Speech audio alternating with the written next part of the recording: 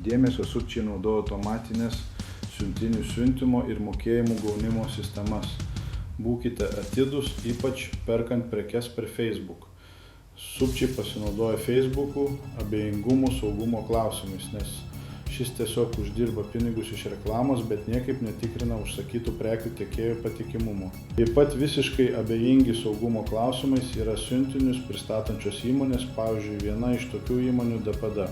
Joms rūpi tik siuntinio pristatymas, bet visiškai nesidomi, kas yra jo viduje. Sukčiai išmoko tuo aktyviai pasinaudoti. Jie suprato, kad Facebook'o nekontroliuoja parduodamų prekių reklamos sąžiningumo, taip pat nėra jokios kontrolės dėl siuntinio turinio pristatymo įmonėse.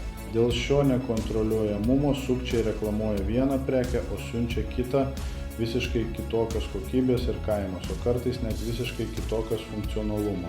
O Facebook'ų ir siuntų pristatymo įmonės, pavyzdžiui, DPD, tik išskėstomis rankomis sako, jūs patys kalti. Nors išspręsti šią problemą ne tik įmanoma, bet ir labai paprasta, padaryti kelių dienų pertrauką automatiniam pinigų siuntimui pardavėjui už prekę. Kad pirkėjas turėtų laiko bent jau išpakuoti siuntą ir palyginti gautą prekę su užsakymu, tai ne mano išradimas, taip jau seniai daro žinomos Kinijos prekių pardavimo platformos, tokios kaip Alibaba ir Temu.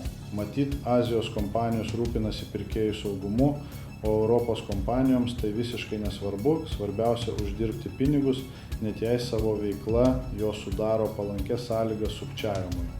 Tai žinoma visiška negarbė ir su tuo būtina skubiai kažką daryti, kitaip sukčiavimas užplūs užsakymų pristatymą savo mastu ir tada niekam tai nebus mažai.